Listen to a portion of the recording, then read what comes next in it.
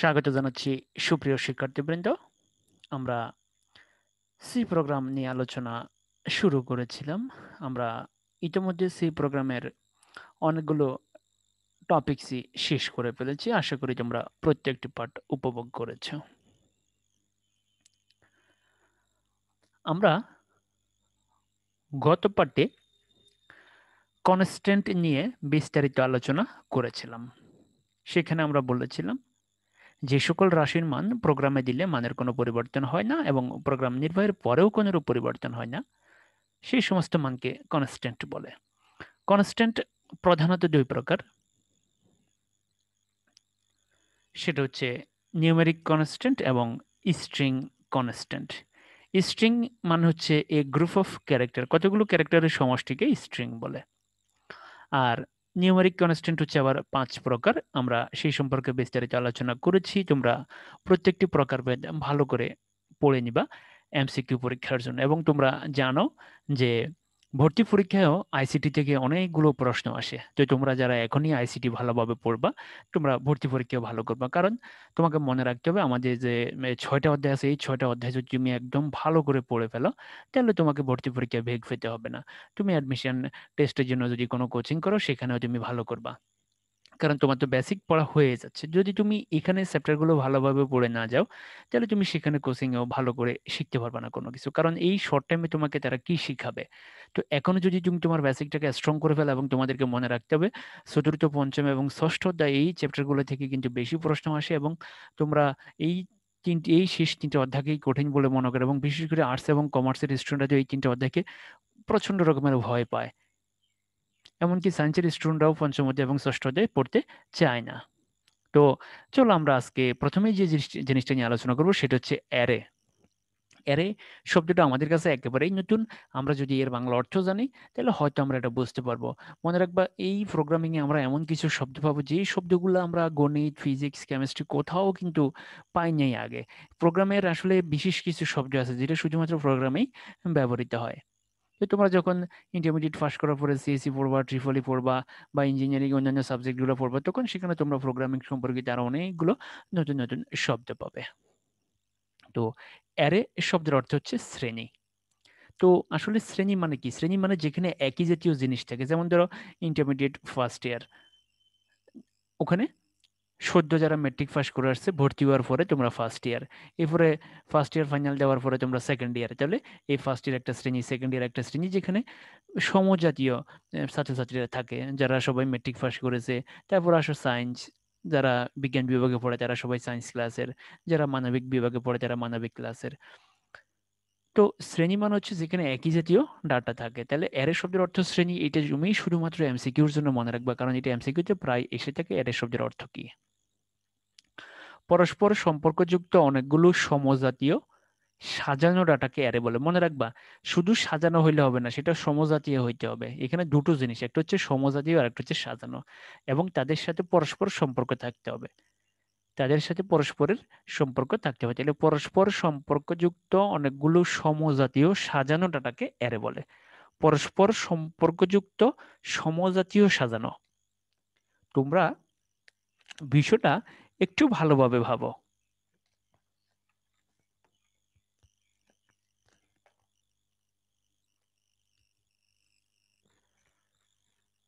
অ্যারেতে অনেকগুলো সদস্য থাকে এবং অবস্থান অনুসারে সদস্য শনাক্ত করা হয়। মনে রাখবা, প্রত্যেকটি কথা এই অ্যারে সম্পর্কে এখন আমি যেটা আলোচনা করব, এখানকার প্রত্যেকটি কথাই এমসিকিউর জন্য হচ্ছে বেদ বাক্য। তোমাকে ভালো করে কিন্তু প্রত্যেকটা কথা মনে রাখতে হবে, প্রত্যেকটা লাইন থেকেই কিন্তু এমসিকিউ বের হবে। অ্যারে শব্দের অর্থ শ্রেণী, পরস্পর সম্পর্কযুক্ত অনেকগুলো সমজাতীয় সাজানো ডাটাকে অ্যারে বলে। অ্যারেতে অনেক সদস্য থাকে। তাহলে আমরা বুঝে নিলাম অ্যারেতে অনেকগুলো সদস্য থাকে এবং তাদের অবস্থান শনাক্ত করা হয় কিভাবে? তাদের অবস্থান অর্থাৎ তাদেরকে শনাক্ত করা হয় কিভাবে? তাদের অবস্থান অনুসারে। তাহলে অ্যারেতে অনেকগুলো সদস্য থাকবে এবং অবস্থান অনুসারে তাদেরকে শনাক্ত করা হয়। অ্যারে এর জন্য একটি নাম ব্যবহার করা হয় এবং এর অন্তর্ভুক্তগুলো ডাটাগুলো থাকে বন্ধনীর ভেতরে। তাহলে খেয়াল করো তোমরা, অ্যারের জন্য একটা নাম লাগে এবং অ্যারের ডাটাগুলো কোথায় থাকে? বন্ধনীর ভেতরে থাকে। আমরা কিছুক্ষণ পরে বুঝতে পারবো যে আসলে এখানে কোন বন্ধনীর ভেতরে ডাটাগুলোকে আমাদেরকে রাখতে হবে। ধরা যাক কোনো এক ব্যক্তি 3 দফায় ব্যাংকে যে এই ধরনের টাকাগুলো জমা দিয়েছে, 4,000 টাকা, 5,000 টাকা, 6,000 টাকা। ধরো আব্দুল করিম ব্যাংকে একটা অ্যাকাউন্ট খুলছে, তো সে প্রথম সপ্তাহে 4,000 টাকা, 2 মাস পরে 5,000 টাকা, 3 মাস পরে আরো 6,000 টাকা ব্যাংকে সে জমা দিয়েছে। তাহলে এগুলো সব হচ্ছে ব্যালেন্স, এগুলো সবগুলো ডাটা হচ্ছে সমজাতীয়। মনে রাখবা এখানে সবগুলো ডাটা হচ্ছে সমজাতীয়, তাহলে এই 3টি ডাটা হচ্ছে একই শ্রেণীর। তাহলে অ্যারে হিসেবে ডাটাগুলোকে উপস্থাপন করা হবে এইভাবে, কারণ সেটা জমা দিয়েছে, তাহলে এই অ্যারের নাম হচ্ছে জমা, অর্থাৎ ব্যালেন্স। তাহলে আমরা আগে বলছি যে অ্যারের জন্য একটি নাম ব্যবহার করা হয় এবং অন্তর্ভুক্ত ডাটাগুলো থাকে বন্ধনীর ভেতরে, অন্তর্ভুক্ত ডাটাগুলো বন্ধনীর ভেতরে থাকে। তাহলে দেখো এই যে অ্যারে, এই অ্যারের একটা নাম আছে, নাম হচ্ছে জমা। তো এইখানে আসলে প্রোগ্রাম তৈরি করার সময় আমরা তো আমাদের প্রোগ্রাম অনুযায়ী আমরা অ্যারের নাম দেব।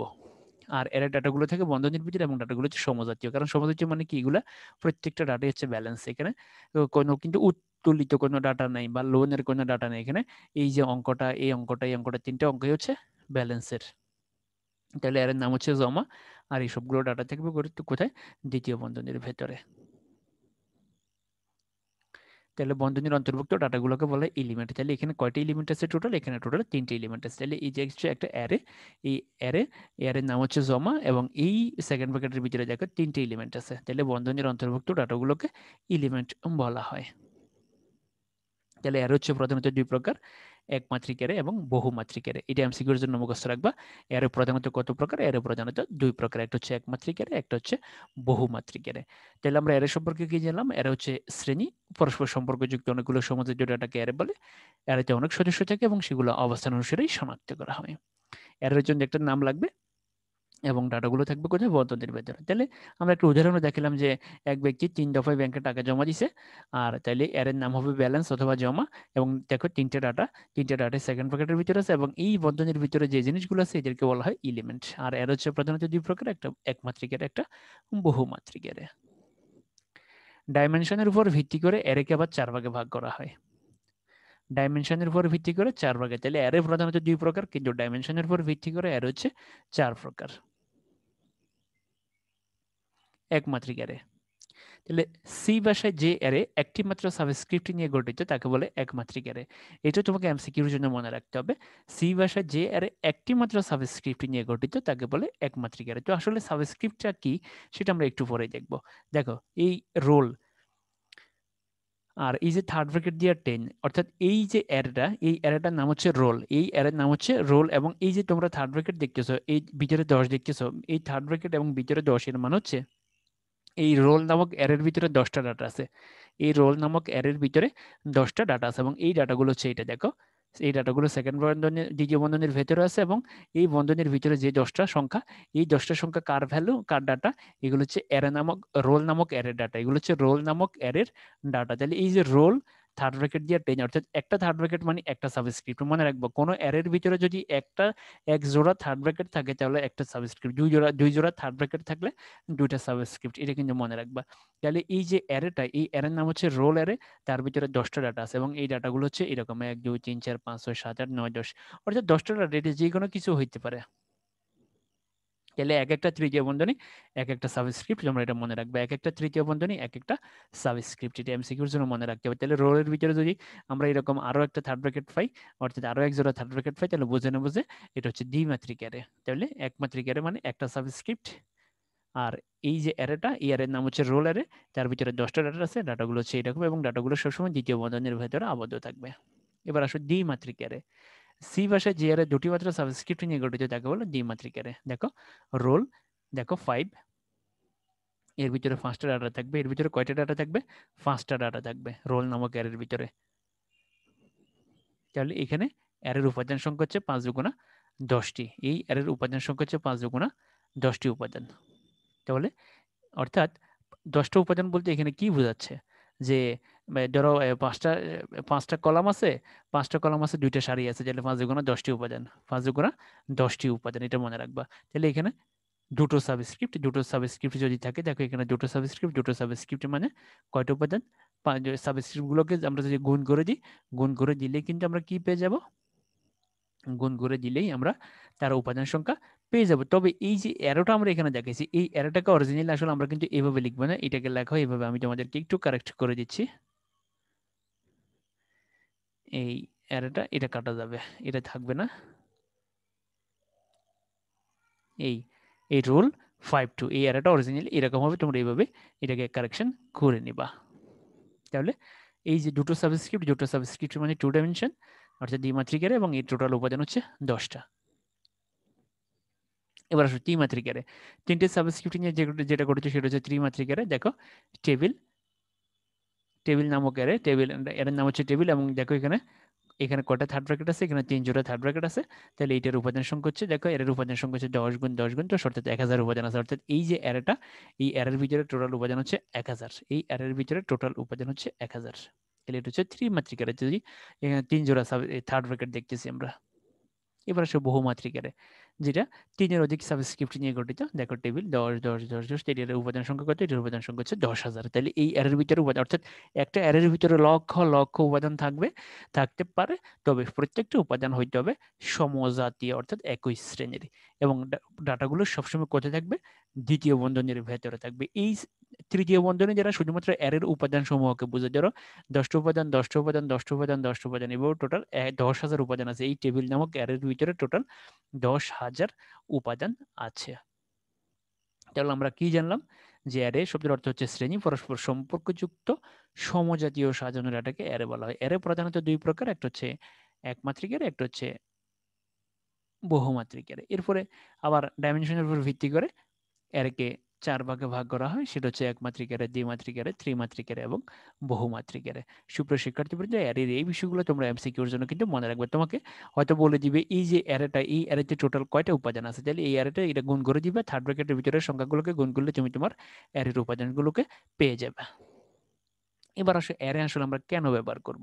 অ্যারে ব্যবহারে প্রোগ্রামের আকার ছোট হয়, অর্থাৎ একটা বড় প্রোগ্রামকে ছোট করার জন্য আমরা অ্যারের সাহায্য নিতে পারি। একই অ্যারেতে একই জাতীয় অনেক ডাটা মেমোরিতে একটি নাম দিয়ে সংরক্ষণ করা যায়। যেমন ধরো লক্ষ লক্ষ পরীক্ষার্থীর রোল নাম্বার, একটা অ্যারে দেওয়া যায় রোল। তারপরে তাদের বাংলা মার্কের জন্য বাংলা নামে একটা নাম দেওয়া যায়, ইংলিশ মার্কের জন্য ইংলিশ, গণিতের মার্কের জন্য ম্যাথ। অর্থাৎ একই নামের ভিতরে লক্ষ লক্ষ ডাটা সংরক্ষণ করা যায়। প্রোগ্রাম নির্বাহীর সময় কম লাগে, অ্যারে ব্যবহার করে সহজে বড় এবং জটিল প্রোগ্রাম তৈরি করা যায়। এবার আসলে এটার সুবিধাটা কি? সারি এবং কলামে একমাত্রিক অ্যারেকে উপস্থাপন করা যায়। সারি এবং কলামে একমাত্রিক অ্যারেকে উপস্থাপন করা যায়। তো এখানে আসলে সারি এবং না দিয়া আমরা জিনিসটাকে এভাবে করতে পারি, এটাকে বলবো আমরা সারি অথবা কলামে।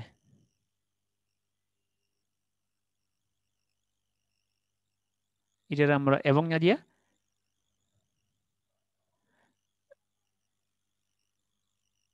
এটাকে তোমরা অথবা ধরে নিবে, সারি অথবা কলামে একমাত্রিক অ্যারেকে উপস্থাপন করা যায়। অর্থাৎ একমাত্রিক এখানে জিনিসটা হচ্ছে, ধরো এরকম, ধরো আমি একটা ধরো টেবিল তৈরি করলাম। তো এখানে তোমরা দেখো,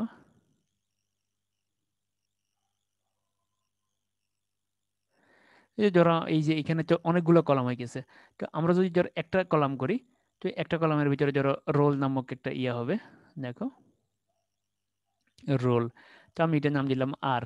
তাহলে ধরো রোল 1, রোল 2, রোল 3, রোল 4, এভাবে ধরো রোল 5, তারপর হচ্ছে রোল 6। তো এই যে দেখো এখানে টোটাল ডাটা কয়টা, 6টা। তাহলে একমাত্রিক অ্যারেকে আমরা সারি, এইটা হচ্ছে কলাম বরাবর, আমরা চাইলে এটাকে সারি বরাবর দেখাতে পারি, আমরা চাইলে এটাকে সারি বরাবর দেখাতে পারি। একমাত্রিক অ্যারেকে সারি অথবা কলামে উপস্থাপন করা যায়।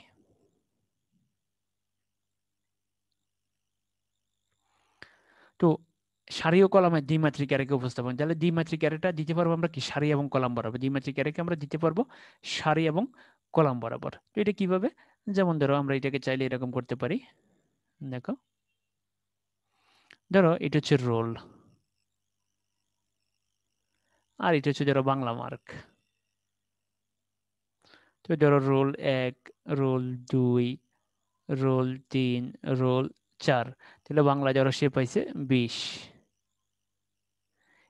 এবার রোল 2 এ পাইছে ধরো 20, রোল 3 এ পাইছে ধরো 22, রোল 4 পাইছে ধরো 52। তাহলে দেখো এটা হচ্ছে দ্বিমাত্রিক অ্যারে, সারি এবং কলামে। তাহলে দেখো এটা সারি বরাবর যাচ্ছে, এটা আবার কলাম বরাবর যাচ্ছে। তাহলে এই যে এই বরাবর গেলে আমরা রোলগুলো পাবো, আর এই বরাবর যদি আমরা যাই তাহলে আমরা পেয়ে যাব সে বাংলায় টোটাল কত মার্ক পাইছে, সে বাংলায় কত মার্ক পাইছে। এইভাবে গেলে সে রোল 2 বাংলায় কত পাইছে, এভাবে গেলে রোল 3 বাংলায় কত পাইছে, এভাবে গেলে রোল 4 বাংলায় কত পাইছে। তাহলে সারি ও কলামের দ্বিমাত্রিক অ্যারেকে উপস্থাপন করা যায়, এটা মনে রাখবা, সারি এবং কলামের দ্বিমাত্রিক অ্যারেকে উপস্থাপন করা যায়। অ্যারেতে ডাটাগুলো সাজানো গোছানো থাকে, অ্যারের ডাটাগুলো সাজানো গোছানো থাকে। অ্যারের ডাটাগুলো হলো একই ধরনের, অ্যারেতে একই ধরনের ডাটা থাকে। যেমন ধরো এখানে সব রোল নাম্বার, এখানে যা থাকবে সব বাংলা মার্ক। এখন যদি তুমি 52 জায়গায় 54 লিখে ফেলো বা 52 জায়গায় 4 লিখে ফেলো, অথবা তুমি এই 4 জায়গায় যদি 52কে নিয়ে আসো, তাহলে এখন এই জায়গায় যদি কেউ ধরো 50 লেখে, তাহলে বুঝে নেবো যে এটা রোল লিখছে। আর এই জায়গায় যদি কেউ 1 লেখে, তাহলে বুঝে যাবো যে সে বাংলায় কত 1 পাইছে। তাহলে অর্থাৎ তুমি রোলের নিচে যা কিছু লিখবে সবকিছুকে রোল বলে ধরা হবে, আর বাংলা মার্কের নিচে তুমি যা কিছু লিখবে সবকিছুকে বাংলার প্রাপ্ত নম্বর হিসেবেই ধরা হবে। তাহলে এর ডাটাগুলো একই ধরনের হয়ে থাকে, আর ডাটাগুলো থেকে সাজানো গোছানো, মনে রাখবা। এবার আসো অসুবিধা কোথায়, এর আসলে মূল প্রবলেমটা কোথায়। এর কি আসলে এতই সহজ?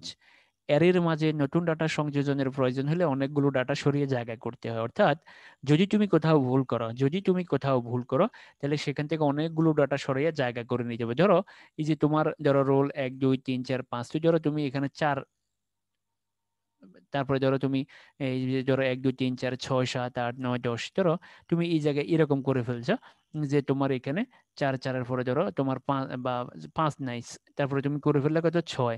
তাহলে 6 এর তো তুমি ডাটাগুলোকে কি করলা, তারপরে 6 দিলা, বা তারপরে ধরো তুমি এরপরে দিলা 8। তো এখন ধরো তোমাকে যদি এখন কিছুদিন পরে তোমার মনে হয় যে তোমার এই জায়গায় একটা ডাটা ঢুকাইতে হবে, তখন এই একটা ডাটাকে ঢুকাইতে হলে তোমার অনেকগুলো ডাটাকে সরাইয়ে জায়গা করে নিতে হবে। একটা ডাটাকে ঢুকে দিলে অনেকগুলো ডাটাকে সরাইয়ে জায়গা করে নিতে হবে, মনে রাখবে। এর মাঝে নতুন ডাটা সংযোজন করতে হলে অনেকগুলো ডাটাকে সরাইয়া কিন্তু স্থান করে নিতে হয়, এটা কিন্তু অনেক কঠিন একটা কাজ। অ্যারের মাঝামাঝি কোনো স্থান থেকে ডাটা মুছার প্রয়োজন হলে অ্যারের অনেকগুলো ডাটাকে সরাই যায়। ঠিক একইভাবে তুমি যদি কোনো একটা ডাটা মুছতে চাও, ধরো তুমি 3 নম্বর ডাটাটা মুছতে চাবে, এখন যদি তুমি রোল 3 মুছতে চাও, তাহলে তোমাকে রোল সংশ্লিষ্ট যত ডাটা থাকবে প্রত্যেকটা ডাটাকে মুছে ফেলতে হবে। তোমাকে মনে রাখতে হবে অ্যারের মাঝামাঝি কোনো স্থান হতে কোনো ডাটা মুছার প্রয়োজন হলে অ্যারের অনেকগুলো ডাটাকে সরাতে হয়। তাহলে সংযোজন করতে গেলেও সমস্যা হবে, তোমাকে কোনো কিছু মুছে ফেলতে গেলেও বিড়ম্বনায় পড়তে হবে।